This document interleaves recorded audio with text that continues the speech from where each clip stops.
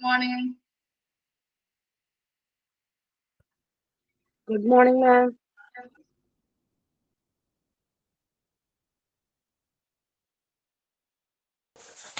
Good morning, ma'am.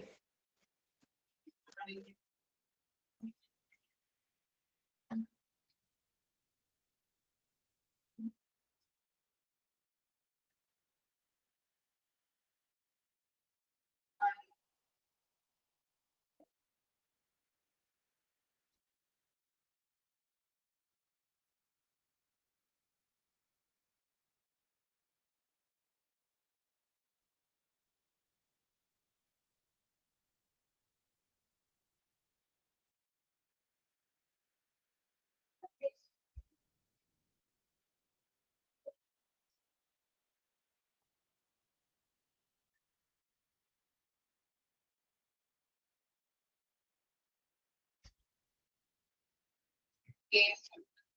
So നമ്മളെ കഴിഞ്ഞ ക്ലാസ്സിൽ എടുത്ത് നിർത്തിയത് ഇന്റർനെറ്റ് വരെയാണ് നമ്മൾ എടുത്ത് നിർത്തിയത് അല്ലേ? ആണോ? വായിച്ചു നോക്കിയിട്ടുണ്ടോ? ഓക്കെ. ഇനി നെക്സ്റ്റ് ടോപ്പിക്കിലോട്ട്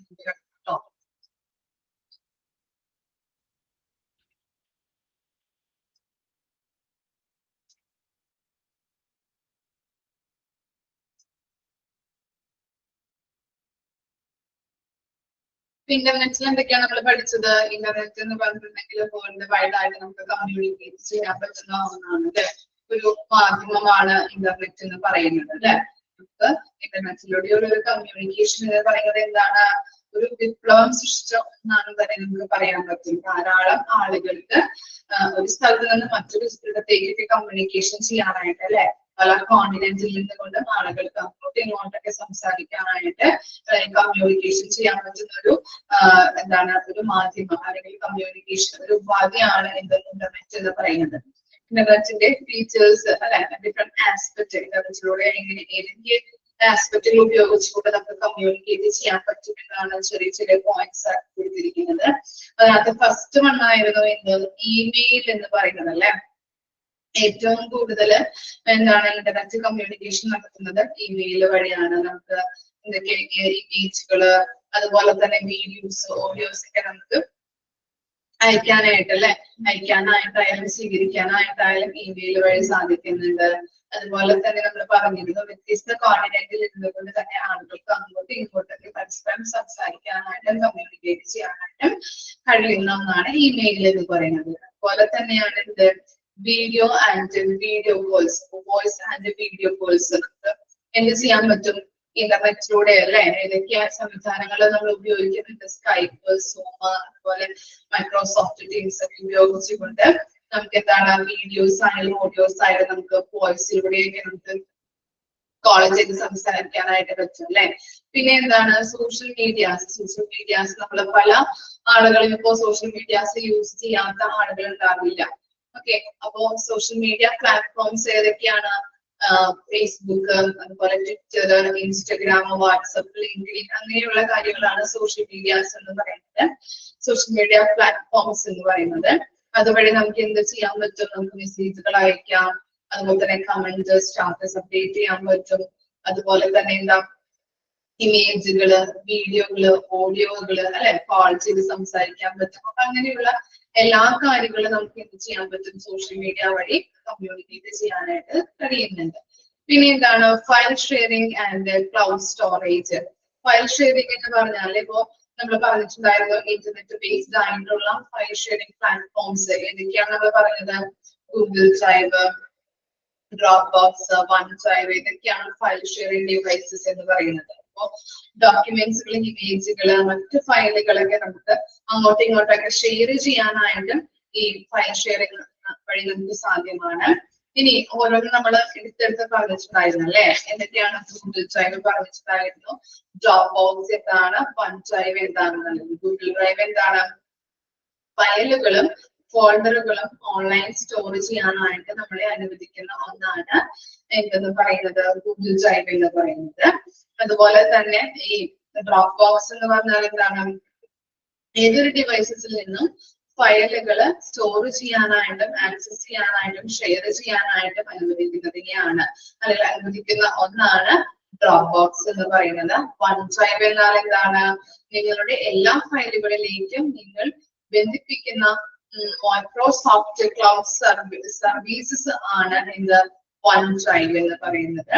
ഫയൽ സ്റ്റോർ ചെയ്യാനായിട്ടും ഷെയർ ചെയ്യാനായിട്ടും ഉപയോഗിക്കുന്നുണ്ട്. ഇത്തരം കാര്യങ്ങളാണ് ഇന്റർനെറ്റ് ബേസ്ഡ് ആയിട്ടുള്ള ഫയൽ ഷെയറിംഗ് പ്ലാറ്റ്ഫോംസ് എന്ന് പറയുന്നത്.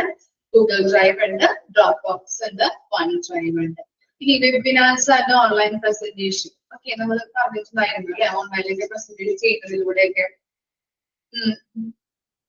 ചില ആളുകളൊക്കെ ഓൺലൈൻ വഴി പ്രസന്റേഷൻ നടത്താറുണ്ട്. ഓക്കെ, പല പല സെമിനാർസ് ആയാലും ഓൺലൈൻ പ്രസന്റേഷൻസ് ഇപ്പൊ കോളേജിൽ ലെക്ചർ ഒക്കെ ആണെങ്കിൽ അവരൊക്കെ ഇങ്ങനെ ഓൺലൈൻ ആയിട്ട് പ്രസന്റേഷൻ ചെയ്യാറുണ്ട്. ഓക്കെ, കാണാറില്ലേ വാട്സാപ്പിലൊക്കെ ഇങ്ങനെ വരുന്നത് ഓൺലൈൻ പ്രസന്റേഷൻ എന്നൊക്കെ പറഞ്ഞിട്ട് രജിസ്റ്റർ ചെയ്യാം എന്നൊക്കെ പറഞ്ഞിട്ട് വരാറുണ്ട്. ഞങ്ങൾക്കൊക്കെ വരാറുണ്ട് കേട്ടോ. ഒരു ഗ്രൂപ്പിൽ ആഡ് ചെയ്യുമ്പോൾ അങ്ങനെ അവര് ഓൺലൈൻ പ്രസന്റേഷൻ നടത്താറുണ്ട്. അപ്പൊ അങ്ങനെ ചെയ്യാൻ പറ്റുന്നവർക്ക് നമുക്ക് ചെയ്യാൻ പറ്റും. അവിടെ രജിസ്റ്റർ ചെയ്തിട്ട് നമുക്ക് ഓൺലൈൻ വഴി പ്രസന്റേഷൻ ചെയ്യാം. ഓരോ സെമിനാർ ഓരോ വിഷയം ടോപ്പിക് എടുത്തുകൊണ്ട് നമുക്ക് സെമിനാർ പ്രസന്റ് ചെയ്യാവുന്നതാണ്. അപ്പൊ അങ്ങനെയുള്ള പ്രസന്റേഷൻ സാധിക്കുന്നുണ്ട്. ഇങ്ങനെയുള്ള നമ്മള് ഓരോ സ്ലൈഡുകളും അതുപോലെ തന്നെ നമ്മൾ പറഞ്ഞിരുന്നു അല്ലെ, മൈക്രോസോഫ്റ്റ് ഈ പവർ പോയിന്റ് പ്രസന്റേഷനുകളും പവർ പോയിന്റ് സോഫ്റ്റ്വെയർ ഉപയോഗിച്ചുകൊണ്ട് നമുക്ക് പല സ്ലൈഡുകളും കാര്യങ്ങളൊക്കെ ഉണ്ടാക്കിയിട്ട് നമുക്ക് എന്താണ് ഓൺലൈൻ വഴി നമുക്ക് നമ്മൾ ഏത് ടോപ്പിക്കാണ് എടുക്കുന്നത് അതിനെ കുറിച്ചുള്ള കാര്യങ്ങൾ സ്ലൈഡ് വഴിയൊക്കെ മറ്റുള്ളവരിലേക്ക് പ്രസന്റേഷൻ നടത്താവുന്നതാണ്. അത്തരം കാര്യങ്ങളാണ് വെബിനാർസ് ആൻഡ് ഓൺലൈൻ പ്രസന്റേഷൻ എന്ന് പറയുന്നത്. ഓക്കെ, അപ്പൊ ഇങ്ങനെയുള്ള ഒരു കമ്മ്യൂണിക്കേഷൻ ഉപയോഗിക്കാൻ എന്തുവഴി പറ്റുന്നുണ്ട്? ഇന്റർനെറ്റ് വഴി സാധിക്കുന്നുണ്ട് കേട്ടോ. ഓക്കെ, കമ്മ്യൂണിക്കേഷൻ ആസ്പെക്റ്റുകളാണ് നമ്മൾ പറഞ്ഞത്. Email, voice and video calls, social medias, file sharing and cloud storage, webinars and online presentations. Okay, ini next topic ആണ്.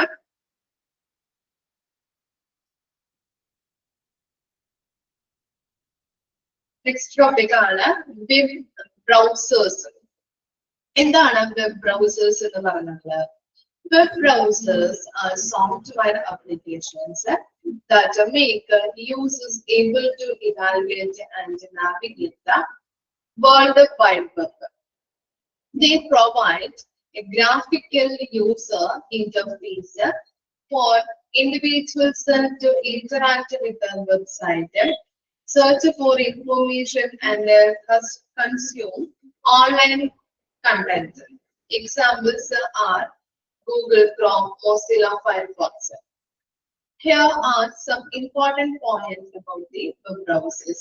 എന്താണ് web browsers എന്ന് പറയുന്നത്? Web browsers are software application that make users able to evaluate and navigate the World Wide Web. എന്താണ്? കമ്പ്യൂട്ടറുകളെയും അതുപോലെ തന്നെ മൈക്രോഫോണുകളെയും ഉപയോഗിച്ചുകൊണ്ട്, രണ്ട് കമ്പ്യൂട്ടേഴ്സുകളായാലും അതുപോലെ തന്നെ മൈക്രോഫോൺസ് ഒക്കെ ഉപയോഗിച്ചുകൊണ്ട് നമുക്ക് ചില ഇൻഫർമേഷൻസ് ഒക്കെ എന്താണ് പബ്ലിക് വെബ്സൈറ്റുകളിലും അതുപോലെ തന്നെ അതിൽ നിന്നൊക്കെ ആക്സസ് ചെയ്യാനായിട്ട് നമുക്ക് കഴിയുന്നത്. ഓക്കെ, അത്തരത്തിലുള്ള ഒരു ഇതിനെയാണ് നമ്മൾ വെബ് ബ്രൗസേഴ്സ് എന്ന് പറയുന്നത്. അത്തരത്തിലുള്ള നമുക്ക് ആക്സസ് ചെയ്യാൻ പറ്റുന്ന പല ഇൻഫർമേഷൻസും ആക്സസ് ചെയ്യാൻ പറ്റുന്ന ഒരു സോഫ്റ്റ്വെയർ ആപ്ലിക്കേഷനെയാണ് വെബ് ബ്രൗസേഴ്സ് എന്ന് പറയുന്നത്. ഓക്കെ, അപ്പോ വെബ് ബ്രൗസേഴ്സ് ഉപയോഗിച്ചുകൊണ്ട് www.world wide web അല്ലെ അതിനെ ആക്സസ് ചെയ്യാവുന്നതാണ്. ഗൂഗിൾ ക്രോം ഉദാഹരണത്തിന് എക്സാമ്പിൾ പറയുകയാണെങ്കിൽ ഗൂഗിൾ ക്രോമിൽ നമ്മൾ എന്താണ് ഇപ്പൊ ചില ഇൻഫർമേഷൻസ് നമുക്ക് ഒന്നിനെ കുറിച്ച് എന്തെങ്കിലും ഇൻഫർമേഷൻസ് ഒക്കെ അറിയേണ്ടതായിട്ടുണ്ടെങ്കിൽ നമുക്ക് ക്രോം എടുക്കാം. ക്രോമിൽ ജസ്റ്റ് ഒന്ന് അടിച്ചു കൊടുത്ത് കഴിഞ്ഞിട്ടുണ്ടെങ്കിൽ അതിന്റെ മീനിങ് നമുക്ക് അവിടെ അവൈലബിൾ ആയിരിക്കും അല്ലെ.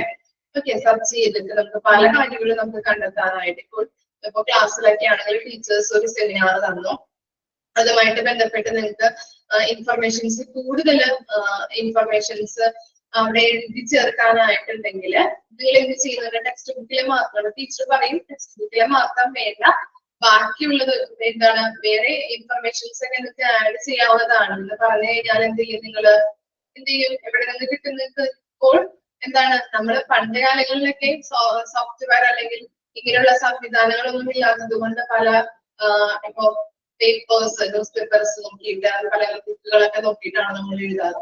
പക്ഷെ ഇപ്പോഴത്തെ കാലത്ത് എന്താണ്, ആളുകൾ ബുക്കും കാര്യങ്ങളൊന്നും നോക്കില്ല അല്ലെ. ജസ്റ്റ് എന്ത് ചെയ്യുന്നുണ്ട്, കയ്യില് ഫോൺ ഉപയോഗിച്ചുകൊണ്ട് നെറ്റിൽ നമ്മൾ നോക്കി കഴിഞ്ഞിട്ടുണ്ടെങ്കിൽ പല ഇൻഫർമേഷൻസ്, ഇതൊക്കെ ഇൻഫർമേഷൻസ് നമുക്ക് അവൈലബിൾ ആക്കി കിട്ടണോ, അതൊക്കെ നമുക്ക് നെറ്റിലൂടെ കിട്ടാനായിട്ട് ഹെൽപ്പ് ചെയ്യുന്നുണ്ട്. ജസ്റ്റ് 2 ക്ലിക്കുകൾ മതി അല്ലെ നമുക്ക് എന്ത് ചെയ്യാനായിട്ട്. ജസ്റ്റ് 2 കൊണ്ടുള്ള ഒരു ടച്ച് മതി, അത് നമുക്ക് ഇൻഫർമേഷൻസ് അവിടെ അവൈലബിൾ ആയി കിട്ടാണ് അല്ലെ. അപ്പൊ അതാണ് പറയുന്നത്, വേൾഡ് വൈഡ് വെബ് നമുക്ക് ആക്സസ് ചെയ്യാൻ പറ്റും. വെബ് ബ്രൗസേഴ്സിലൂടെ നമുക്ക് കിട്ടുന്ന, നമുക്ക് എന്ത് ഇൻഫർമേഷൻ ആണോ, ഇതിനെ പറ്റിയുള്ള ഇൻഫർമേഷൻ ആണോ വേണ്ടത് എന്ന് വെച്ച് കഴിഞ്ഞാൽ അത്തരത്തിലുള്ള ഇൻഫർമേഷൻസ് അവിടെ ലഭിക്കാനായിട്ട് ഹെൽപ്പ് ചെയ്യുന്നുണ്ട്.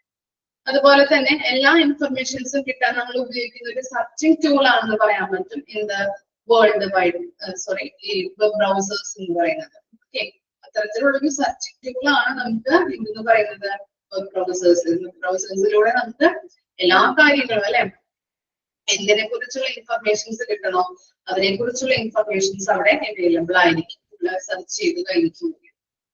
ഓക്കെ, ഇനി അതിന്റെ ഇമ്പോർട്ടന്റ് പോയിന്റ്സ് ആണ് നമ്മൾ പഠിക്കുന്നത്. User interface. Web browsers extend A user friendly interface with the aspect like address bars, bookmarks, and navigation buttons. They permit users to get into web addresses, URLs, or search queries and exhibit the requested web page in a visually appealing format. അപ്പോ user interface എന്ന് പറഞ്ഞു കഴിഞ്ഞിട്ടുണ്ടെങ്കിൽ എന്താണ്, നമുക്കറിയാം എന്താണ് user friendly interface ആണ് ഈ web browser എന്ന് പറയുന്നത്. അതുപോലെ തന്നെ നമ്മൾ പറഞ്ഞിരുന്നു അവിടെ നമുക്ക് സെർച്ച് ചെയ്യുമ്പോൾ അവിടെ അഡ്രസ് ബാർസ് ഉണ്ടാവും അല്ലെ, സെർച്ച് ചെയ്യാനായിട്ടുള്ള. ഇവിടെ നോക്കിയേ, അടിയിൽ പിക്ചർ കൊടുത്തിട്ടുണ്ട് അല്ലെ, സെർച്ച് ചെയ്യാനായിട്ടുള്ള ഭാഗങ്ങൾ അല്ലെ. അപ്പൊ കമ്പ്യൂട്ടേഴ്സിലായാലും നെറ്റിലായാലും ഫോണിലായാലും നമുക്ക് അവിടെ സെർച്ച് ചെയ്യാനായിട്ടുള്ള സ്പേസിനെയാണ് അഡ്രസ് ബാർ എന്ന് പറയുന്നത്. അതുപോലെ തന്നെ എന്തുണ്ട്, പിന്നെ ബുക്ക് മാർക്സ് കണ്ടിട്ടില്ലേ നിങ്ങൾ, സ്റ്റാറിന്റെ ചിഹ്നമുള്ളത് ബുക്ക് മാർക്സ് കാണാത്തവർക്ക് ജസ്റ്റ് നോക്കാട്ടോ, ഫോണിൽ നോക്കിയാൽ മതി, അവിടെ കാണാൻ പറ്റും ബുക്ക് മാർക്സ് കൊടുത്തിരിക്കുന്നത്. അതുപോലെ തന്നെ നാവിഗേഷൻ ബട്ടൺ. നാവിഗേഷൻ ബട്ടൺ എന്താണ്, ആരോ മാർക്സുകൾ കണ്ടിട്ടുണ്ടോ നിങ്ങള്, പേജിന്റെ അപ്പുറത്തേക്ക് ഇവിടെ ആരോ മാർക്സ് ഉണ്ടാവും, അല്ലെങ്കിൽ ഇവിടെ ആയിട്ട് ലെഫ്റ്റ് സൈഡിലായിട്ട് കണ്ടിട്ടുണ്ടോ, ബാക്കിലോട്ടും ഫ്രണ്ടിലോട്ടും പോകാനായിട്ടുള്ള ബട്ടൺസുകള്, അതിനെയാണ് എന്തെന്ന് പറയുന്നത്, അല്ലെങ്കിൽ ആരോ മാർക്സിനെയാണ് നാവിഗേഷൻ ബട്ടൺ എന്ന് പറയുന്നത് കേട്ടോ. അപ്പൊ ഇത്തരത്തിലുള്ള കാര്യങ്ങൾ ഉപയോഗിച്ചുകൊണ്ട് നമുക്ക് എന്താണ് യൂസേഴ്സിന് അല്ലെ നല്ല രീതിയിൽ എന്താണ് ഒരു സ്ട്രെസ്സും അല്ലെങ്കിൽ പല ബുദ്ധിമുട്ടും കൂടാതെ നമ്മൾ ഉപയോഗിക്കാൻ പറ്റുന്ന ഒന്നാണ് വെബ് ബ്രൗസേഴ്സ് എന്ന് പറയുന്നത്. യൂസർ ഫ്രണ്ട്ലി ഇന്റർഫേസ് ആണ് എന്ന് പറയുന്നുണ്ട്. എന്താണ് യൂസർ ഫ്രണ്ട്ലി ഇന്റർഫേസ് എന്ന് പറയുന്നതിന്റെ കാരണം, നമുക്ക് ഇങ്ങനെ ഇത്തരത്തിലുള്ള അഡ്രസ് ബാർസ്, നമുക്ക് എന്തെങ്കിലും ഇൻഫർമേഷൻ ഇപ്പോ അവൈലബിൾ ആകണം അല്ലെങ്കിൽ വേണം എന്നുണ്ടെങ്കിൽ നമ്മൾ എന്ത് ചെയ്യും, പെട്ടെന്ന് തന്നെ അഡ്രസ് ബാറിൽ പോയിട്ട് നമ്മൾ അടിച്ചു കൊടുക്കുന്നു, അവിടെ നിന്ന് ഇൻഫർമേഷൻ കിട്ടും അല്ലെ. ബുക്ക് മാർക്സ് എന്ന് പറഞ്ഞാല് സ്റ്റാർ ആണ് കേട്ടോ. സ്റ്റാറും നമ്മൾ സേവ് ചെയ്തിടാൻ വേണ്ടതായിട്ടുള്ള കാര്യങ്ങളെയാണ് ബുക്ക് മാർക്സ് എന്ന് പറയുന്നത്. നമുക്ക് സേവ് ചെയ്തിട്ടുണ്ടെങ്കിൽ സേവ് ചെയ്തിടാം, അത് ജസ്റ്റ് ടച്ച് ചെയ്ത് കൊടുത്താൽ മതി. നാവിഗേഷൻ ബട്ടൺസ് പറഞ്ഞിട്ടുണ്ടെങ്കിൽ അങ്ങോട്ടും ഇങ്ങോട്ടും ബാക്കോട്ടും ഫ്രണ്ടിലോട്ടും പോകാനായിട്ടുള്ള ആ ആരോ മാർക്കിനെയാണ് നാവിഗേഷൻ ബട്ടൺസ് എന്ന് പറയുന്നത്. Okay. They permit the users to get into web addresses, URL queries, and exhibit requested web page. Visually appealing format. Okay. അപ്പൊ എന്താണ്, നമുക്ക് ഇങ്ങനെയുള്ള ഈ നാവിഗേഷൻ ബട്ടൺ ആയാലും അഡ്രസ് ബാർസ് ആയാലും ബുക്ക് മാർക്സ് ആയാലും ഇവയൊക്കെ ക്ലിക്ക് ചെയ്ത് കഴിഞ്ഞിട്ടുണ്ടെങ്കിൽ കൂടുതൽ കാര്യങ്ങൾ ഓപ്പൺ ചെയ്യാനായിട്ട് കഴിയുന്നുണ്ട്. അപ്പൊ ഇത്തരത്തിലുള്ള ഒരു യൂസർ ഫ്രണ്ട്ലി ഇന്റർഫേസ് ആണ് എന്ത് വെബ് ബ്രൗസേഴ്സ് എന്ന് പറയുന്നത്. ഇനി നെക്സ്റ്റ് ആണ് rendering web page. Browsers utilise rendering engines to explain and display web content. Rendering web page എന്ന് പറഞ്ഞു കഴിഞ്ഞിട്ടുണ്ടെങ്കിൽ നമ്മൾ തിരയുന്ന കാര്യം എന്താണോ അത് വിഷ്വലി അപ്പീലിംഗ് ആയിട്ടുള്ള രീതിയിൽ യൂസേഴ്സിന് മുൻപിൽ ഡിസ്പ്ലേ ചെയ്യാനായിട്ട് സാധിക്കുന്നു. അതിനെയാണ് റെൻഡറിംഗ് വെബ് പേജ് എന്ന് പറയുന്നത്. ഓക്കെ, നമ്മൾ തിരയുന്ന കാര്യം എന്താണോ അത് വിഷ്വലി അപ്പീലിംഗ് ആയിട്ടുള്ള രീതിയിൽ യൂസേഴ്സിന് മുൻപിൽ ഡിസ്പ്ലേ ചെയ്ത് കാണിക്കുന്നു അല്ലേ. ഇപ്പൊ നമ്മളൊരു സാധനം നമ്മളൊരു എന്താ പറയാ നമ്മൾ എന്തെങ്കിലും ഒരു വിഷയത്തെ ആസ്പദമാക്കിയിട്ട് സെർച്ച് ചെയ്ത് കഴിഞ്ഞിട്ടുണ്ടെങ്കിൽ അതിന്റെ എല്ലാ കാര്യങ്ങളും ഇമേജ് അടക്കം നമുക്ക് അവിടെ അവൈലബിൾ ആയിരിക്കും അല്ലെ. അതാണ് അവിടെ ഉദ്ദേശിക്കുന്നത്. എന്താണ് നമ്മൾ തിരയുന്ന കാര്യം എന്താണോ അത് വിഷ്വലി അപ്പീലിംഗ് ആയിട്ടുള്ള രീതിയിൽ യൂസറിന് മുൻപിൽ ഡിസ്പ്ലേ ചെയ്യുന്നു. ഓക്കെ, നെക്സ്റ്റ് എന്താണ് ടാബഡ് browsing. ടാബഡ് browsing is an accepted features in web browsers that permits users to open multiple web pages within a single browser's window. അപ്പൊ എന്താണ് ടാബഡ് ബ്രൗസിംഗ് എന്ന് പറഞ്ഞാല് മൾട്ടിപ്പിൾ വെബ് പേജസ് ഒരേ സമയം വെബ് ബ്രൗസേഴ്സ് ഉപയോഗിച്ചുകൊണ്ട് നമുക്ക് ഓപ്പൺ ചെയ്യാൻ പറ്റും. അറ്റ് എ ടൈമില് ഡിഫറെന്റ് വെബ് പേജസുകൾ നമുക്ക് ആക്സസ് ചെയ്യാൻ പറ്റുന്നതിനെയാണ് ടാബഡ് ബ്രൗസിംഗ് എന്ന് പറയുന്നത്. ഓക്കെ, മൾട്ടിപ്പിൾ വെബ് പേജസുകൾ ഒരേ സമയം നമുക്ക് വെബ് ബ്രൗസേഴ്സ് ഉപയോഗിച്ചുകൊണ്ട് നമുക്ക് ഓപ്പൺ ചെയ്യാൻ പറ്റുന്നതിനെയാണ് ടാബഡ് ബ്രൗസിംഗ് എന്ന് പറയുന്നത്. അതായത് at A time different web പേജുകൾ നമുക്ക് ആക്സസ് ചെയ്യാൻ പറ്റും. ഫോർ എക്സാമ്പിൾ പറയാം, ഞാൻ PSC വെബ് പേജ് എന്ത് ചെയ്തു അത് ഓപ്പൺ ആക്കിയിട്ട് കുറെ കാര്യങ്ങൾ അതിൽ ചെയ്തുകൊണ്ടിരിക്കുന്നു. ഓക്കെ, അതേ സമയം തന്നെ ആ സെയിം ടൈമിൽ തന്നെ ഞാൻ എന്ത് ചെയ്യുന്നുണ്ട് മനോരമ ഓൺലൈൻ വെബ് പേജ് നമുക്ക് ഓപ്പൺ ആക്കാൻ പറ്റും. അപ്പൊ ഞാൻ എന്താണ് ഒരേ ടൈം രണ്ട് വെബ് പേജുകൾ അല്ലെ, രണ്ട് വെബ് പേജുകളാണ് ഓപ്പൺ ആക്കാൻ പറ്റുന്നത്. അതിനെയാണ് ടാബഡ് ബ്രൗസിംഗ് എന്ന് പറയുന്നത്. അതായത് മൾട്ടിപ്പിൾ വെബ് പേജസ് ഒരേ സമയം വെബ് ബ്രൗസേഴ്സ് ഉപയോഗിച്ചുകൊണ്ട് ഓപ്പൺ ആക്കാൻ പറ്റുന്നതിനെയാണ് ടാബഡ് ബ്രൗസിംഗ് എന്ന് പറയുന്നത്. മനസ്സിലായോ? അതായത് ഇപ്പൊ ഞാൻ PSC ഒരു വെബ് പേജ് നമ്മൾ എന്ത് ചെയ്യുന്നുണ്ട് അത് ഓപ്പൺ ആക്കിയിട്ട് കുറെ കാര്യങ്ങൾ അതിൽ ചെയ്തുകൊണ്ടിരിക്കുന്നു. അപ്പോൾ വേറൊരു വെബ് പേജ് നമുക്ക് അതേ സമയം തന്നെ ഓപ്പൺ ആക്കാൻ പറ്റും. അതായത് ഇപ്പൊ ഒരു മനോരമ ഓൺലൈൻ വെബ് പേജ് ആണെങ്കിൽ അത് ഓപ്പൺ ആക്കിയിട്ട് നമുക്ക് കുറെ കാര്യങ്ങൾ നോക്കാനായിട്ട് പറ്റുന്നുണ്ട്. ഒരേ സമയമാണ് ഞാനത് ചെയ്യുന്നത് അല്ലെ. അതിനെയാണ് ടാബഡ് ബ്രൗസിംഗ് എന്ന് പറയുന്നത്. ഓക്കെ, അതുപോലെ തന്നെ ബുക്ക് മാർക്ക് ആൻഡ് ഹിസ്റ്ററി നമ്മൾ പറഞ്ഞതാണ്. Browsers make users able to bookmark their most linked website for quick access. They also keep a browsing history, permitting users to revisit formerly visited web pages. നമുക്കറിയാം book mark എന്ന് പറഞ്ഞിട്ടുണ്ടെങ്കിൽ നമ്മളിപ്പോ ആ page save ചെയ്യുന്നതിനെയാണ് book mark എന്ന് പറയുന്നത്. നമ്മൾ തിരഞ്ഞുകൊണ്ടിരിക്കുന്ന ആ കാര്യം കിട്ടിക്കഴിഞ്ഞിട്ടുണ്ടെങ്കിൽ നമുക്ക് സേവ് ചെയ്യണമെന്നുണ്ടെങ്കിൽ ബുക്ക് മാർക്ക് ആ സ്റ്റാർ ബട്ടൺ ഒന്ന് ക്ലിക്ക് ചെയ്താൽ മതി. അതുപോലെ തന്നെ ഇപ്പൊ ഹിസ്റ്ററി നമ്മളിപ്പോ എന്താണ് ഞാൻ സെർച്ച് ചെയ്ത കാര്യങ്ങളൊക്കെ ഹിസ്റ്ററിയിൽ ഉണ്ടാവും. ഹിസ്റ്ററി നോക്കിക്കഴിഞ്ഞാൽ ഞാൻ ഒരെണ്ണം സെർച്ച് ചെയ്തിട്ട് പിന്നെ ഏതാണ് സെർച്ച് ചെയ്തിരിക്കുന്നത് അങ്ങനെ നമുക്ക് നോക്കിക്കഴിഞ്ഞാൽ കാണാൻ പറ്റും.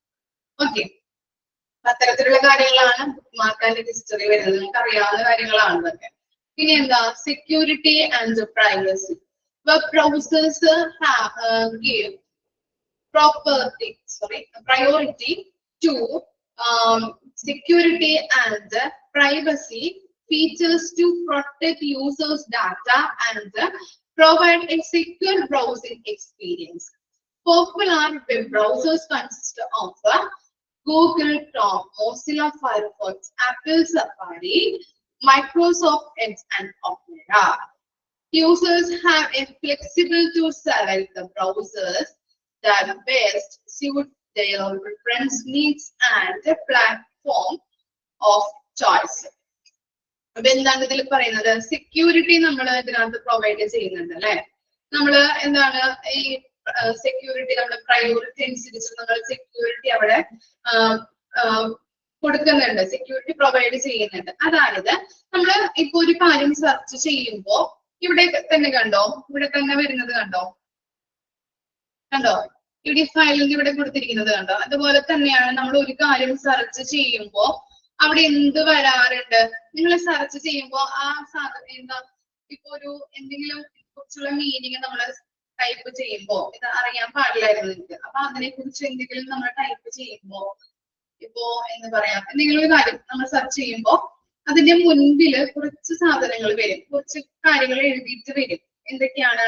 HTTPS സ്ലാഷ് ഡോട്ട് എന്നൊക്കെ പറഞ്ഞിട്ട് വരും. എന്നിട്ടാണ് നമ്മൾ സെർച്ച് ചെയ്യുന്ന കാര്യം അവിടെ ടൈപ്പ് ചെയ്യുന്നത്. കണ്ടിട്ടുണ്ടോ നിങ്ങള്? HTTPS എന്നൊക്കെ പറഞ്ഞിട്ട് വരുന്നത് അതെന്താണ്? സെക്യൂരിറ്റി ആണ് അവിടെ പ്രൊവൈഡ് ചെയ്യുന്നത് അല്ലെ? ആ സെർച്ച് ചെയ്യുമ്പോ അങ്ങനെ വരുമ്പോ HTTPS// ഡോട്ട് എന്നൊക്കെ പറഞ്ഞ് വരുന്നത് അത് സെക്യൂരിറ്റി ആണ് കാണിക്കുന്നത്. ഓക്കെ, അപ്പൊ സെക്യൂരിറ്റി അവിടെ വെബ് ബ്രൗസറിൽ പ്രൊവൈഡ് ചെയ്യുന്നുണ്ട്, സെക്യൂരിറ്റിക്ക് പ്രാധാന്യം കൊടുക്കുന്നുണ്ടെന്നാണ് പറയുന്നത് കേട്ടോ. ഓക്കെ, ഇനി പോപ്പുലർ ആയിട്ടുള്ള വെബ് ബ്രൗസേഴ്സ് ആണ് നമ്മൾ പറഞ്ഞത്. ഏതൊക്കെയാണ് താഴെ കൊടുത്തിരിക്കുന്നത്? Google Chrome, Mozilla Firefox, Apple safari, അതുപോലെ തന്നെ മൈക്രോസോഫ്റ്റ് എഡ്ജ്, ഒപ്പാര, ഇതൊക്കെ എന്താണ് പോപ്പുലർ ആയിട്ടുള്ള വെബ് ബ്രൗസേഴ്സ് ആണ് കേട്ടോ. ഓക്കെ, ഒന്ന് അണ്ടർലൈൻ ചെയ്യാം. പോപ്പുലർ ആയിട്ടുള്ള വെബ് ബ്രൗസേഴ്സ് ആണ് എന്തൊക്കെയാണ്? Google Chrome, Mozilla Firefox, Apple Safari, Microsoft Edge and Opera. Okay, ഇനി എന്താ? Users have the flexible to select the browsers that best suit their preference, needs and a platform of choice. എന്താണ്? യൂസേഴ്സിന്റെ choice അനുസരിച്ചുകൊണ്ട് web browsers choose ചെയ്യാനായിട്ട് പറ്റും അല്ലെ? നമുക്ക് ഇഷ്ടപ്പെട്ട അല്ലെങ്കിൽ ഇഷ്ടമുള്ള വെബ് ബ്രൗസേഴ്സ് നമുക്ക് ചൂസ് ചെയ്യാം. ചിലർക്ക് എന്താണ്? ചിലപ്പോ എനിക്ക് ക്രോം ആണ് ഇഷ്ടം, അതുപോലെ തന്നെ ചിലർക്ക് ഒപ്പാരയാണ് ഇഷ്ടം, ചിലർക്ക് എന്താ ആപ്പിൾ സഫാരി ആയിരിക്കും അല്ലെ? പലർക്കും പല രീതിയിലാണ് ഇഷ്ടം അല്ലെ? എന്താണ് വെബ് ബ്രൗസേഴ്സ് അവർ ചൂസ് ചെയ്യുന്നത്, അവർക്ക് ഇഷ്ടത്തിനനുസരിച്ചാണ് അവർ ചൂസ് ചെയ്യുക. അപ്പോൾ നമ്മുടെ ഇഷ്ടത്തിനനുസരിച്ച് വെബ് ബ്രൗസേഴ്സ് ചൂസ് ചെയ്യാനുള്ള സൗകര്യമുണ്ട്. അതുപോലെ തന്നെ അതിൽ നിന്ന് നമുക്ക് എന്ത് ചെയ്യാൻ പറ്റും? ചൂസ് ചെയ്തുകൊണ്ട് നമുക്ക് അറിയാത്ത ഇൻഫർമേഷൻസ് നമുക്ക് എന്താണ് അവിടെ അവൈലബിൾ ആയിട്ട് കിട്ടുന്നുണ്ട്. ഓക്കെ, ഇത്തരം കാര്യങ്ങളാണ് അതിൽ വരുന്നത്. എന്താണ്? യൂസർ ഇന്റർഫേസ് അല്ലെ? യൂസർ ഫ്രണ്ട്ലി ഇന്റർഫേസ് ആണ് വെബ് ബ്രൗസർ എന്ന് പറഞ്ഞാല്. നമുക്ക് എന്താ? അഡ്രസ് ബാർ ഉണ്ട്, അഡ്രസ് ബാറിലാണ് നമ്മൾ അടിച്ചു കൊടുക്കുന്നത്. എന്താണോ നമ്മൾ തിരിയുന്ന കാര്യം എന്താണെന്നുള്ളത് അവിടെ അടിച്ചു കൊടുക്കുന്നു. ബുക്ക് മാർക്ക് നമുക്ക് സേവ് ചെയ്തിടാനായിട്ട് പറ്റുമ്പോൾ നാവിഗേഷൻ ബട്ടൺ എന്ന് പറഞ്ഞാല് നമുക്ക് പേജിന്റെ അപ്പുറത്തോട്ടും ഇപ്പുറത്തോട്ടൊക്കെ പോകാനായിട്ട് സഹായിക്കുന്നതാണ് നാവിഗേഷൻ ബട്ടൺ. ആരോ മാർക്കാണ് അവിടെ ഉദ്ദേശിക്കുന്നത്. ഇനി റെൻഡറിംഗ് വെബ് പേജ് എന്ന് പറഞ്ഞിട്ടുണ്ടെങ്കിൽ എന്താണ്? നമ്മൾ തിരിയുന്ന കാര്യം എന്താണോ അത് വിഷ്വലി അപ്പീലിംഗ് ആയിട്ട് നമുക്ക് അവൈലബിൾ ആക്കി തരുന്നുണ്ട് അല്ലെ? നമ്മള് അപ് ടു ഡേറ്റ് ആയിട്ട് എല്ലാ കാര്യങ്ങളും നമുക്ക് ക്രോമിൽ അടിച്ചു കൊടുത്ത് കഴിഞ്ഞിട്ടുണ്ടെങ്കിൽ കാണാൻ പറ്റും അല്ലെ? ഇമേജ് അടക്കം നമുക്ക് അവിടെ അവൈലബിൾ ആക്കി തരുന്നു. ടാബിഡ് ബ്രൗസിംഗ് എന്ന് പറഞ്ഞിട്ടുണ്ടെങ്കിൽ മൾട്ടിപ്പിൾ വെബ് പേജസ് ഒരേ സമയം വെബ് ബ്രൗസർ ഉപയോഗിച്ചുകൊണ്ട് നമുക്ക് ഓപ്പൺ ആക്കാൻ പറ്റും. ഞാനിപ്പോ PSCയുടെ ഓൺലൈൻ വെബ്സൈറ്റ് നമ്മൾ ഓപ്പൺ ആക്കിയിട്ട് ഒരു കാര്യം ചെയ്തുകൊണ്ടിരിക്കുമ്പോൾ അല്ലെങ്കിൽ എന്തെങ്കിലും സെർച്ച് ചെയ്തുകൊണ്ടിരിക്കുകയാണെങ്കിൽ പിന്നെ എന്താണ്? മനോരമ ഓൺലൈൻ വെബ്സൈറ്റ് ഓൺ ആക്കിയിട്ട് എനിക്ക് എന്ത് ചെയ്യാൻ പറ്റും? കുറച്ച് കാര്യങ്ങൾ സെർച്ച് ചെയ്യാൻ പറ്റും. എന്താണ്? ഒരേ സമയം തന്നെ ഡിഫറെന്റ് വെബ് പേജുകൾ നമുക്ക് ഓപ്പൺ ആക്കാൻ പറ്റുന്നുണ്ട്. അതാണ് ടാബിഡ് ബ്രൗസിംഗ് എന്ന് പറയുന്നത്. ഹിസ്റ്ററി നമ്മൾ പറഞ്ഞല്ലോ സേവ് ആക്കാൻ പറ്റും, അതുപോലെ തന്നെ ഹിസ്റ്ററി. ഇപ്പൊ ഞാൻ സെർച്ച് ചെയ്ത കാര്യങ്ങളൊക്കെ ആ ഹിസ്റ്ററി നോക്കിക്കഴിഞ്ഞാൽ കാണാൻ പറ്റും എന്തൊക്കെയാണ് സെർച്ച് ചെയ്തിരിക്കുന്നത് എന്നുള്ളത്. അതുപോലെ തന്നെ എന്താണ്? സെക്യൂരിറ്റി പ്രൊവൈഡ് ചെയ്യുന്നുണ്ട് അല്ലെ? പ്രയോറിറ്റി അനുസരിച്ചിട്ട് അല്ലെങ്കിൽ പ്രയോറിറ്റി കൊടുത്തുകൊണ്ട് എന്താണ്? സെക്യൂരിറ്റി പ്രൊവൈഡ് ചെയ്യുന്നുണ്ട് അവിടെ. നമ്മൾ അതാണ് സെക്യൂരിറ്റി എന്ന് പറഞ്ഞാല് നമ്മൾ എന്തൊരു കാര്യം സെർച്ച് ചെയ്യുമ്പോഴും അവിടെ HTTP/ എന്നൊക്കെ പറഞ്ഞിട്ട് വരാറുണ്ട്, / എന്ന് പറഞ്ഞിട്ട്. അപ്പൊ അതൊക്കെയാണ് അവിടെ സെക്യൂരിറ്റി ആയിട്ട് അതിനെയാണ് നമ്മൾ ഇൻഡിക്കേറ്റ് ചെയ്യുന്നത്. അങ്ങനത്തെ ഇതിനെയാണ് നമ്മൾ ഇൻഡിക്കേറ്റ് ചെയ്യുന്നത്, സൂചിപ്പിക്കുന്നത് എന്ത്? സെക്യൂരിറ്റി ആയിട്ട്. ഓക്കെ, സെക്യൂരിറ്റിക്കും വെബ് ബ്രൗസർ പ്രാധാന്യം കൊടുക്കുന്നുണ്ട്. അതുപോലെ തന്നെ പോപ്പുലർ ആയിട്ടുള്ള വെബ് ബ്രൗസേഴ്സ് ആണ് നമ്മൾ കണ്ടത്. ഗൂഗിൾ ക്രോം ഉണ്ട്, അതുപോലെ Mozilla Firefox, Apple Safari, Microsoft edge. ഓരോരുത്തർക്കും ഓരോ വ്യക്തികൾക്കും എന്താണ്? ഡിഫറൻസ് ആണല്ലോ ഓരോ വ്യക്തികളും. അതുകൊണ്ട് തന്നെ ഓരോരുത്തർക്കും ഡിഫറൻസ് ആയിട്ടുള്ള ഇഷ്ടങ്ങളായിരിക്കാം. ചിലവർക്ക് ഗൂഗിൾ ക്രോം ആയിരിക്കാം, ചിലവർക്ക് മോസില്ല ഫയർഫോക്സ് ആയിരിക്കാം. അവരവരുടെ ഇഷ്ടത്തിനനുസരിച്ചിട്ട് നമുക്ക് എന്ത് ചെയ്യാൻ പറ്റും? ബ്രൗസേഴ്സ് ചൂസ് ചെയ്തുകൊണ്ട് നമുക്ക് സെർച്ച് ചെയ്യാനായിട്ട് സാധിക്കും. ഓക്കെ, വായിച്ചു നോക്കിയേ.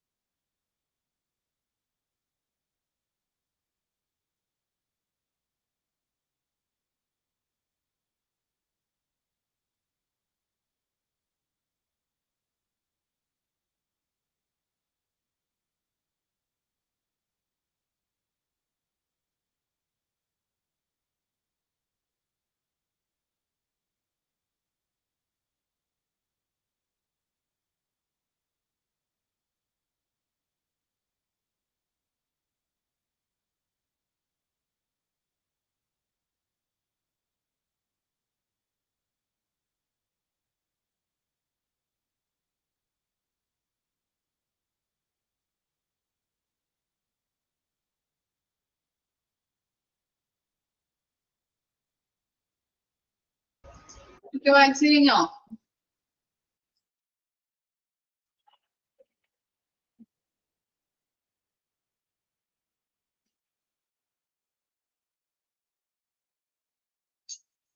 നെക്സ്റ്റ് നോക്കാം, ഓൺലൈൻ സെക്യൂരിറ്റി.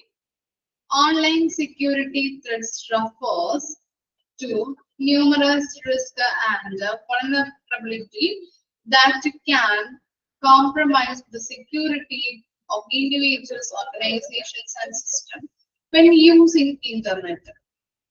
അപ്പോ ഇക്കാലത്ത് ഇന്റർനെറ്റ് കൂടുതലും യൂസ് ചെയ്യുന്ന നമ്മൾ കൂടുതലും ഓൺലൈൻ മാധ്യമങ്ങൾ യൂസ് ചെയ്യുന്നവരാണ് അല്ലെ? നമ്മൾ ഓരോരുത്തരും, ഞാനടക്കം കൂടുതലായിട്ടും ഓൺലൈൻ മാധ്യമങ്ങളാണ് യൂസ് ചെയ്യുന്നത് അല്ലെ? അതുകൊണ്ട് തന്നെ അതിൽ കൂടുതൽ നമ്മൾ യൂസ് ചെയ്യുന്നുണ്ട്. അതുപോലെ തന്നെ ഇൻഫർമേഷൻസ് നമുക്ക് അവൈലബിൾ ആയിട്ട് കിട്ടുന്നുണ്ട്, പെട്ടെന്ന് തന്നെ നമുക്ക് കിട്ടുന്നുണ്ട്. പക്ഷെ അതിന് റിസ്ക് കൂടുതലുണ്ട്, റിസ്ക് കൂടുതലുണ്ട് അല്ലെ? മൂന്നാമത് ഒരാൾ വന്നിട്ട് നമ്മുടെ വിവരങ്ങൾ ചോർത്താനായിട്ട് ഇത് വരുന്നുണ്ട്. പല ന്യൂസുകളായാലും പല വാർത്തകളിലൂടെയും നമ്മൾ കേൾക്കുന്നുണ്ട് അല്ലെ? ഇല്ലേ? മൂന്നാമതൊരാൾ അല്ലെങ്കിൽ ഹാക്കേഴ്സ് വന്ന് അല്ലെങ്കിൽ ഹാക്ക് ചെയ്തു എന്നുള്ളതൊക്കെ നമ്മൾ കേൾക്കുന്നതാണ് ഇല്ലേ? ഓക്കെ. അപ്പോ അങ്ങനെ ചിലപ്പോ നമ്മുടെ രഹസ്യമായിട്ടുള്ള വിവരങ്ങള് പരസ്യപ്പെടുത്താം, അല്ലെങ്കിൽ മൂന്നാമത്തെ ഒരാള് വന്നിട്ട് നമ്മുടെ വിവരങ്ങള് വിവരങ്ങളിൽ കൈകടത്താനായിട്ട് സാധ്യതയുണ്ട്. നമ്മുടെ വിവരങ്ങളൊക്കെ മറ്റുള്ള പത്രമാധ്യമങ്ങളിലൂടെ സോഷ്യൽ മീഡിയാസൊക്കെ വഴി പരസ്യപ്പെടുത്താം. അങ്ങനെയൊക്കെ പല രീതികളിലും പല വാർത്തകൾ നമ്മൾ കേൾക്കുന്നുണ്ട് അല്ലെ? Okay, here are some common online security threats. അതിനെ കുറിച്ചാണ് നമ്മൾ ഇനി പഠിക്കുന്നത്. ഓൺലൈൻ സെക്യൂരിറ്റി ത്രെഡ്സ് ആണ് ഇനി നമ്മൾ ഓരോന്ന് നോക്കാൻ പോകുന്നത്. മാൾവയർ എന്ന് പറഞ്ഞാൽ ക്ഷുദ്ര വൈറസ് എന്നാണ് അതിന്റെ മീനിങ് വരുന്നത് കേട്ടോ. ക്ഷുദ്ര virus. Malware short for malicious software. Underline ചെയ്യാം. മാൾവയർസ് എന്ന് പറയുന്നത് മലീഷ്യസ് സോഫ്റ്റ്വെയർ ആണ്. Consist of virus, forms, trojans, ransomware and spywares. അപ്പൊ malwares എന്ന് പറയുന്നത് ഒരു malicious software ആണ്. അതില് അടങ്ങിയിരിക്കുന്നത് എന്തൊക്കെയാണ്, അല്ലെങ്കിൽ ഇൻക്ലൂഡഡ് ആയിട്ടുള്ളത് വൈറസ് ഉണ്ട്, അതുപോലെ തന്നെ bumps, Trojans, ransomware and spyware. ഇതൊക്കെ എന്തൊക്കെയാണെന്നുള്ളത് പറഞ്ഞു തരാം. Malwares is outliner to damage or obtain unauthorized entry to a system, steal sensitive information or damage normal computer operations. അപ്പൊ നമ്മൾ പറഞ്ഞിരുന്നു, ഈ കമ്പ്യൂട്ടറിലേക്കോ അല്ലെങ്കിൽ നമ്മുടെ നെറ്റ്വർക്കുകളിലേക്കോ കമ്പ്യൂട്ടർ ഡിവൈസുകളിലേക്കോ ഒക്കെ അതൊക്കെ ഉപദ്രവിക്കാനായിട്ട് അല്ലെ? അതില് ഒരു ഹാംഫുൾ അതിന്റെ ഇൻഫർമേഷൻസ്, പല ഇൻഫർമേഷൻസ്, ഇപ്പൊ കമ്പനിയുടേതായാലും നമ്മുടെ കാര്യങ്ങളിലെ എല്ലാ കാര്യങ്ങളും നമ്മൾ കമ്പ്യൂട്ടർ സിസ്റ്റത്തിലേക്കാണ് എൻ്റർ ചെയ്യുന്നത്. അതുകൊണ്ട് തന്നെ പല ഇൻഫർമേഷൻസിനും ഹാംഫുൾ ആകുന്ന രീതിയിൽ, പല ഡിവൈസസിനും ഹാംഫുൾ ആകുന്ന രീതിയിലൊക്കെ വൈറസുകൾ നമ്മുടെ കമ്പ്യൂട്ടർ സിസ്റ്റത്തിലേക്ക് കയറാറുണ്ട് അല്ലെ? ഓക്കെ. അത്തരത്തിലുള്ള ഇതിന് ഈ ഡാറ്റാസുകൾ ചിലപ്പോ ഇങ്ങനെയുള്ള വൈറസുകളൊക്കെ കയറി കഴിഞ്ഞിട്ടുണ്ടെങ്കിൽ നമ്മുടെ ഡാറ്റാസ് നഷ്ടപ്പെടാൻ സാധ്യതയുണ്ട്. അതുപോലെ തന്നെ കമ്പ്യൂട്ടറിലെ വിവരങ്ങളോ നെറ്റ്വർക്കുകളോ കമ്പ്യൂട്ടറുമായിട്ട് ബന്ധപ്പെട്ട ഡിവൈസസിനെയൊക്കെ ഡാമേജ് വരുത്താറുണ്ട്, ഡാമേജ് സംഭവിക്കാറുണ്ട് അവയ്ക്കൊക്കെ. അപ്പൊ അത്തരത്തിലുള്ള കാര്യങ്ങളാണ് മാൾവയേഴ്സ് എന്ന് പറയുന്നത് കേട്ടോ. ഓക്കെ. വൈറസ് കയറി കഴിഞ്ഞിട്ടുണ്ടെങ്കിൽ നമ്മുടെ കമ്പ്യൂട്ടർ ശരിക്കും പറഞ്ഞാൽ നമ്മുടെ കമ്പ്യൂട്ടർ നശിച്ചു എന്ന് തന്നെ പറയാൻ പറ്റും അല്ലെ? പല ഫോണിലും ഇപ്പൊ നമ്മള് എന്താ പറയാ, ഈ ഫോണുകളിലൊക്കെ വരാറില്ലേ എന്തെങ്കിലുമൊക്കെ, എന്തെങ്കിലും കയറ്റി കഴിഞ്ഞിട്ടോ അല്ലെങ്കിൽ എന്തെങ്കിലും ഇപ്പൊ സിനിമയോ അങ്ങനെ എന്തെങ്കിലുമൊക്കെ കയറ്റി കഴിഞ്ഞിട്ട് പെൻഡ്രൈവ് ഒക്കെ കുത്തിക്കഴിഞ്ഞാൽ അങ്ങനെ വരാറുണ്ട് ഇല്ലേ? പെൻഡ്രൈവ് കുത്തിയിട്ട് വൈറസ് കയറാറുണ്ട്, അങ്ങനെയുള്ള കാര്യങ്ങൾ സംഭവിക്കാറുണ്ട്. അങ്ങനെ പലർക്കും നടന്നതായിട്ട് അല്ലെ? പല വാർത്തകൾ, അതുപോലെ തന്നെ ഇപ്പൊ നമ്മുടെ ഫ്രണ്ട്സിന്റെ ആയാലൊക്കെ നമ്മൾ കേൾക്കാറുണ്ട് അല്ലെ? ഓക്കെ. വൈറസ് ആയിട്ടുള്ള പെൻഡ്രൈവ് ഒക്കെ കുത്തി കഴിഞ്ഞിട്ട് നമ്മുടെ ഫോണിലേക്ക് കയറും, അല്ലെങ്കിൽ പല ഡാറ്റാസുകളായാലും പല കാര്യങ്ങളൊക്കെ നമ്മുടെ നിന്ന് നഷ്ടപ്പെട്ടു പോകാൻ സാധ്യതയില്ല. അപ്പൊ അത്തരത്തിലുള്ള ഇതിനെയാണ് നമ്മൾ മാൾവയേഴ്സ് എന്ന് പറയുന്നത്. ക്ഷുദ്ര വൈറസ് ആണ് കേട്ടോ. ഓക്കെ, അപ്പൊ ഇങ്ങനെയുള്ള വൈറസുകൾ നമ്മുടെ കമ്പ്യൂട്ടർ സിസ്റ്റത്തിലേക്ക് കയറി കഴിഞ്ഞിട്ടുണ്ടെങ്കിൽ പല കമ്പനി ബിസിനസ് മേഖലകളിലൊക്കെ ആണെങ്കിൽ പല കമ്പനീസിന്റെ എല്ലാ ഡീറ്റെയിൽസുകളൊക്കെ നമ്മൾ സിസ്റ്റത്തിലാണ് എൻ്റർ ചെയ്യുന്നത്. ആ സിസ്റ്റത്തിലെ വൈറസ് കയറി കഴിഞ്ഞിട്ടുണ്ടെങ്കിൽ പല ഡിവൈസസിനെ ഡാമേജ് വരുത്താറുണ്ട്. അതുപോലെ തന്നെ പല ഇൻഫർമേഷൻസും നമ്മുടെ അവിടെ നിന്ന് നഷ്ടപ്പെടാറുണ്ട്. ഓക്കെ, ഇനി ജസ്റ്റ് ഒന്ന് എഴുതിയെടുക്കാം. എന്തൊക്കെയാണ് മാൾവയർസ് എന്ന് പറയുന്നത്? ഏതൊക്കെയാണ്? വൈറസ് ഉണ്ട്, വോംസ് ഉണ്ട്, ട്രോജൻസ് ഉണ്ട്, റോസോം വയർ ഉണ്ട്, സ്പൈ വയർ ഉണ്ട്. എന്തൊക്കെയാണെന്നുള്ളത് ജസ്റ്റ് ഒന്ന് പറയാം കേട്ടോ. എഴുതിയെടുത്താൽ മതി. First one virus. മാൽവയറിന്റെ ഇൻക്ലൂഡഡ് ആയിട്ടുള്ള കാര്യങ്ങളാണ്. മാൾവയേഴ്സ് എന്ന് പറയുന്നത് മലീഷ്യസ് സോഫ്റ്റ്വെയർ ആണ്. അതിൽ ഇൻക്ലൂഡഡ് ആയിട്ടുള്ള വൈറസുകളാണ് എന്തൊക്കെ? Virus, worms, trojans, ransomware, spyware. First one virus.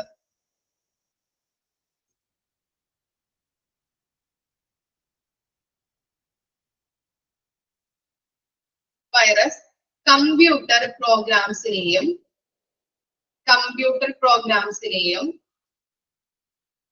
ഫയൽസിനെയും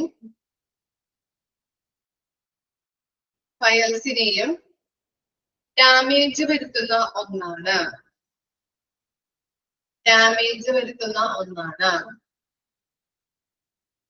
computer പ്രോഗ്രാംസിനെയും ഫയൽസിനെയും ഡാമേജ് വരുത്തുന്ന ഒന്നാണ് വൈറസ് എന്ന് പറയുന്നത്.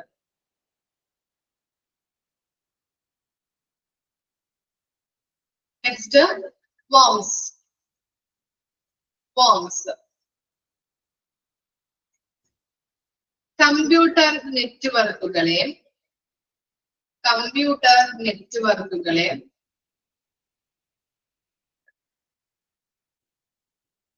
ഡാമേജ് ചെയ്യുന്ന ഒന്നാണ് വോംസ്.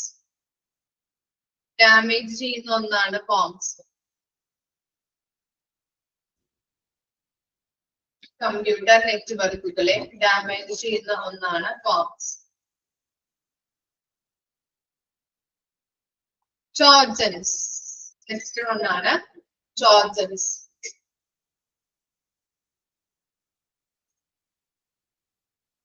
അപ്ലിക്കേഷൻസ് ഇൻസ്റ്റാൾ ചെയ്യുമ്പോൾ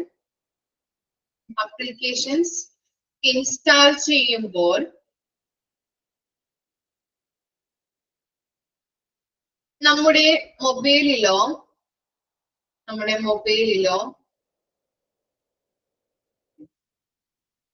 കമ്പ്യൂട്ടറുകളിലോ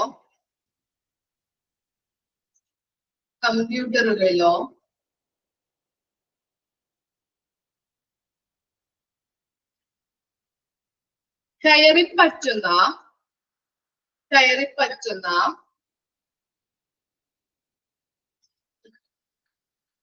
ഒരു തരം മാൾവെയർ ആണ് ട്രോജൻസ്. അപ്ലിക്കേഷൻസ് ഇൻസ്റ്റാൾ ചെയ്യുമ്പോൾ നമ്മുടെ മൊബൈലിലോ കമ്പ്യൂട്ടറുകളിലോ കയറിപ്പറ്റുന്ന ഒരു തരം മാൾവെയർ ആണ് ട്രോജൻസ് എന്ന് പറയുന്നത്.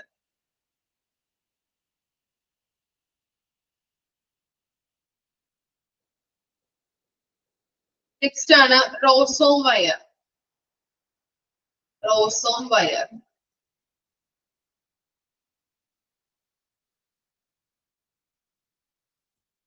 കമ്പ്യൂട്ടർ ഫയലുകളെ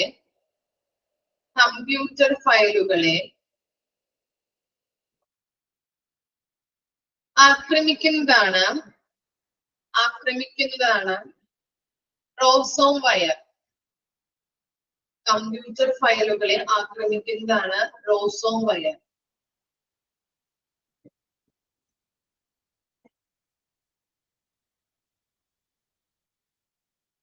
നെക്സ്റ്റ് ആണ് സ്പൈ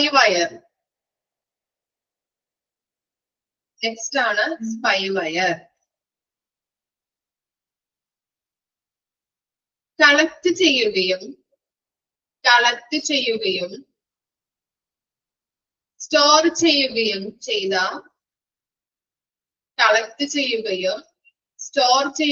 ചെയ്ത ഡാറ്റാസിനെ ഡാറ്റാസിനെ നശിപ്പിക്കുന്നു.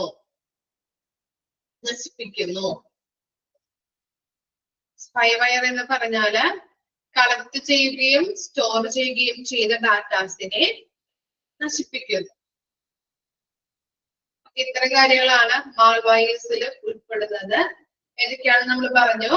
Virus, worms, trojans, ransomware and spyware. Virus എന്ന് പറഞ്ഞു കഴിഞ്ഞാല് ഒന്നുകൂടി മിസ് വായിക്കാം. കമ്പ്യൂട്ടർ പ്രോഗ്രാംസിനെയും ഫയൽസിനെയും ഡാമേജ് ചെയ്യുന്ന ഒന്നാണ് വൈറസ് എന്ന് പറയുന്നത്. ബോംബ്സ് എന്ന് പറഞ്ഞിട്ടുണ്ടെങ്കിൽ കമ്പ്യൂട്ടർ നെറ്റ്വർക്കുകളെ ഡാമേജ് വരുത്തുന്ന ഒന്നാണ് ബോംബ്സ്. ഇനി ട്രോജൻസ് എന്ന് പറഞ്ഞു കഴിഞ്ഞാല് നമ്മൾ ആപ്ലിക്കേഷൻസ് ഇൻസ്റ്റാൾ ചെയ്യുമ്പോൾ നമ്മുടെ മൊബൈലിലോ കമ്പ്യൂട്ടറുകളിലോ കയറി പറ്റുന്ന ഒന്നാണ് എന്ത്?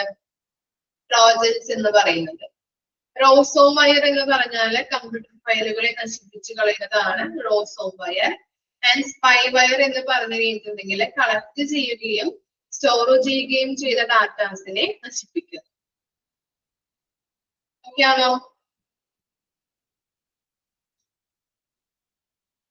ഒന്ന് വായിച്ചു നോക്കാം കേട്ടോ. ഇത്രയും വരെ എന്താണ് മാൾവെയർ, മാൾവെയർസിന്റെ ഡിഫറെന്റ് ടൈപ്സ് ഒന്ന് വായിച്ചു നോക്കാം. അത് എഴുതിയതൊന്ന് വായിച്ചു നോക്കാം കേട്ടോ. ഇനി നെക്സ്റ്റ് നമുക്ക് അത് കഴിഞ്ഞ് നമുക്ക് എടുക്കാം.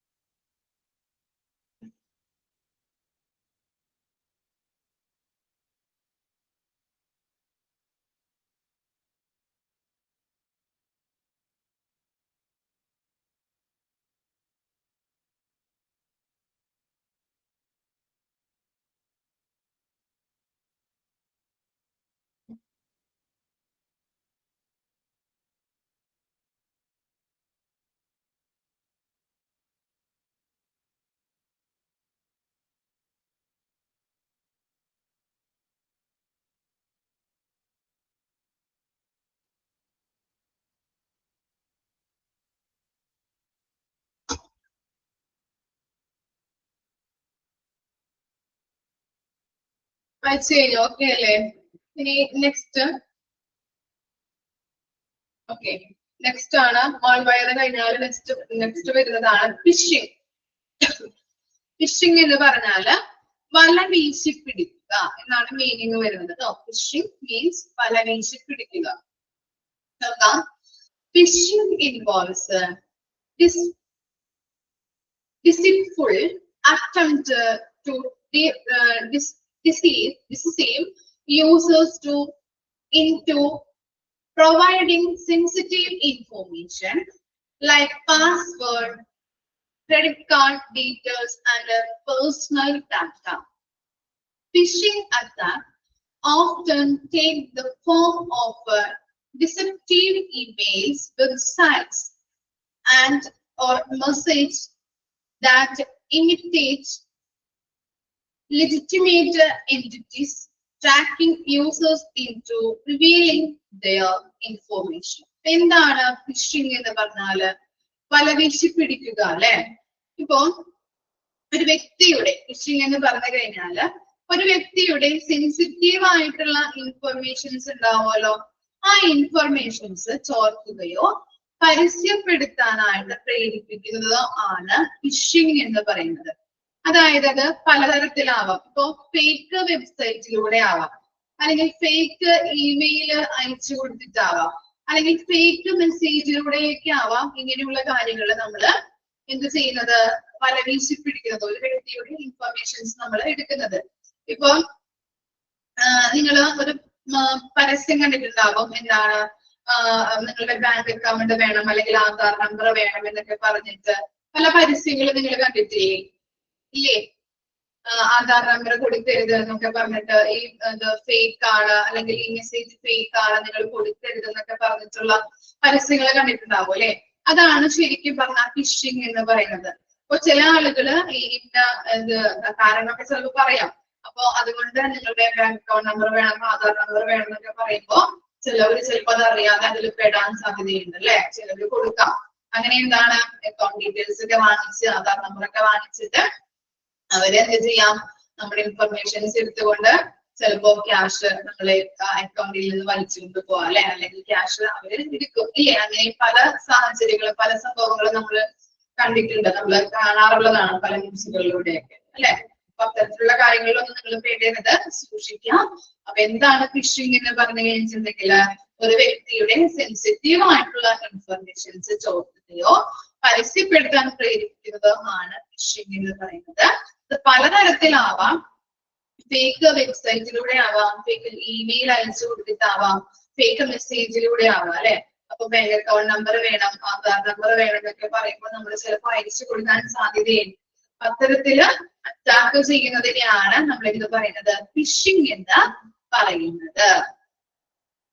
ഓക്കെ, ഇനി നെക്സ്റ്റ് നോക്കാം, ഐഡന്റിറ്റി തെഫ്റ്റ്.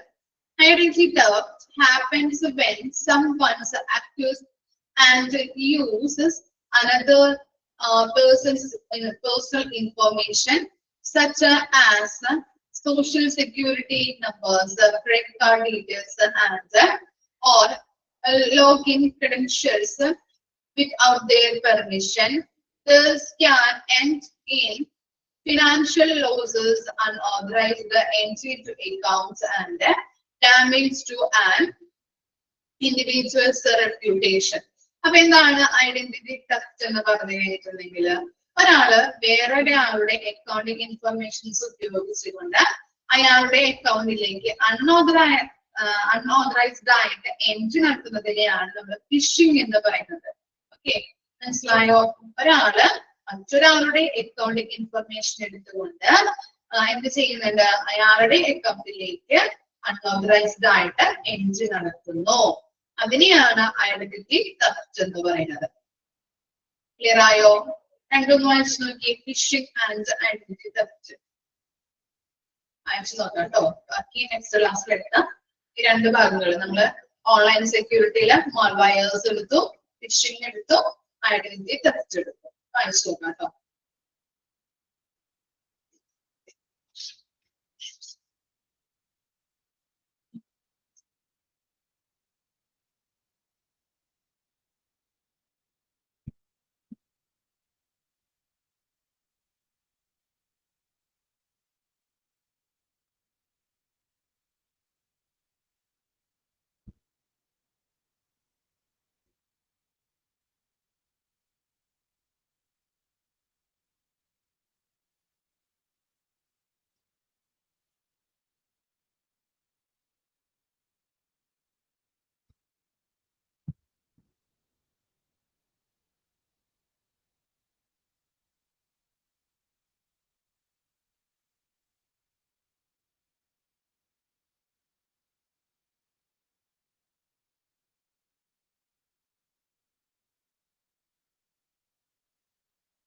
ഓക്കെ ആണോ? മാൾവയർ, ഫിഷിംഗ്, ഐഡന്റിറ്റി തെഫ്റ്റ്. ക്ലിയർ അല്ലേ? ഓക്കെ, അപ്പോ നെക്സ്റ്റ് ക്ലാസ്സിൽ വരുമ്പോൾ ഇത്രയും വായിച്ച് മനസ്സിലാക്കിയിട്ട് വരാം കേട്ടോ. Okay, thank you.